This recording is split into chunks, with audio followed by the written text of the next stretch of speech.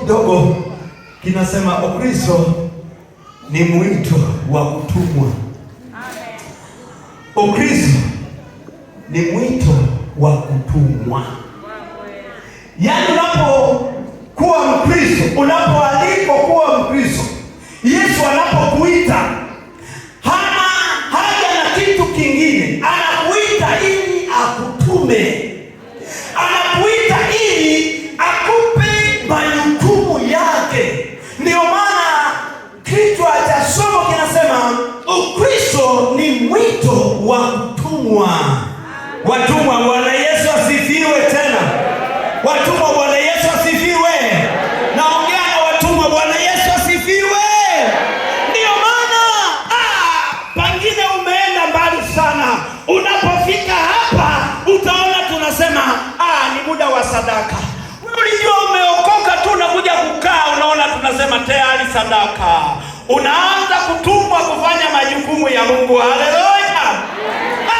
Unafika hapa unafikiri nitakaa nitastarehe. Unaona umefika tunaanza kusema Bwana Yesu asifiwe, unasema amen. Bwana Yesu asifiwe. Tunakutuma. Haleluya, haleluya.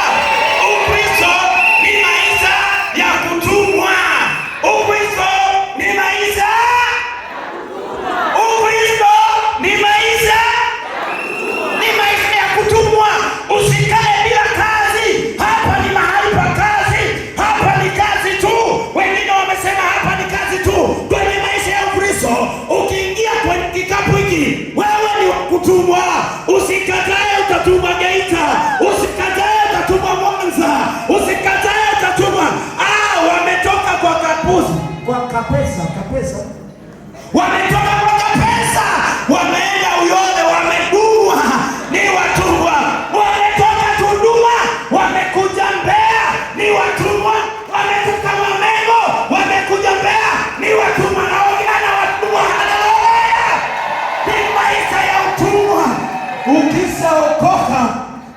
Tukishaokoka umepewa sala toba ile mwishoni inaisha sala toba. Ujue popote wanaweza kaniambia chochote. Wanaweza kuniambia. Popote naweza kwenda. Chochote naweza kufanya. Maisha yangu ni kwa Yesu. Nguo zangu ni za Yesu. Kila mavazi yangu ni yatakuwa yanamtukuza Yesu. Nitakula nisitopenda. Nitalala nisipopenda. Nitafanya ambacho sijapanga. Ila ni sauti ya aliyeniita. Ana haja naye. Yesu alipokuwa anataka kwenda Yerusalemu, akaona anachoka kwenda. Miguu yake itachoka kufika Yerusalemu, ni mbali wapendwa. Kulikuwa ni mbali kufika Yerusalemu. Yesu akapiga hesabu akaona kuna watu wamenunua punda wamefungia zinakula manyasi tu na hazijaenda. Akasema kanichagulieni kabichi kanileteni nipande. Kalipokuja kapunda, mwenye punda analalamika, anasema wewe punda ya kwamba, anasema lete, ana haja nayo Bwana. Kalipofika kapunda, akapanda Yesu. Kapunda kakafurahi, kaanza kutembea. Kamembeba Yesu kapunda. Kakafurahi. Kakatandikiwa na manyasi kapunda. Kanatembea. Kapunda kakapewa na viti. Kakae mbele. Kapunda kakafurahi. Kamepewa na viti. Kapunda ka Yesu. Kakafurahi. Sema amen, sema amen. Ukristo ni mwito. Ukristo ni mwito wa kufanya nini? Sema kutumwa. Usiogope. Sema ni mwito wa kutumwa. Sema. Basi Mathayo mlango 11 na ule mstari wa 28. Ninyi nyote msumbukao na wenye kulemewa na mizigo, nami nitawapumzisha. Njooni kwangu niwavalishe kola. Niwape viti vya mbele, huwa mnakaa mbele huku, wengine wanakaa kule nyuma. Muwe mnashinda mnabeba Biblia.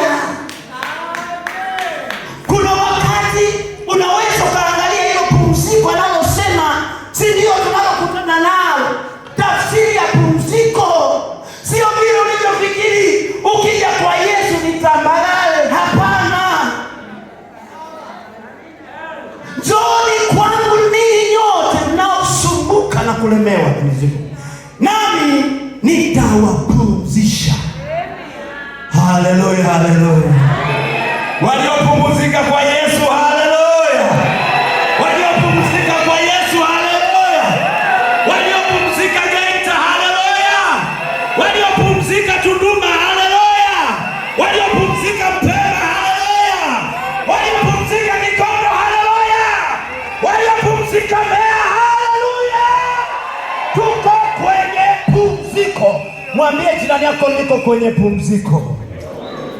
Mwambie niko kwenye pumziko kwa Yesu.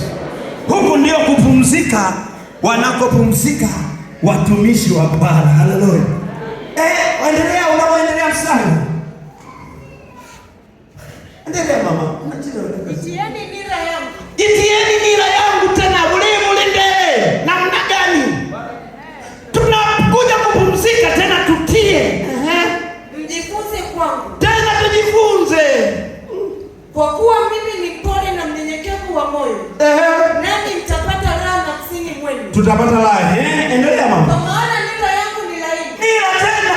Na mzigo wangu ni mwepesi. Tumekuja kuchukua mizigo. Maanake sisi ni punda wa mizigo. Tena mzigo.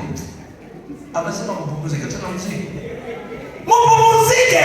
Mapumziko yake ni aina ya ubebaji wa mizigo. Kinachotutofautisha ni aina ya ubebaji mizigo. Mizigo ya kwa Yesu haihesabiwi kama mizigo, inahesabiwa kama nira. Lakini mizigo ya kwa shetani ni dhambi ambazo zinalemea mwili na roho zetu.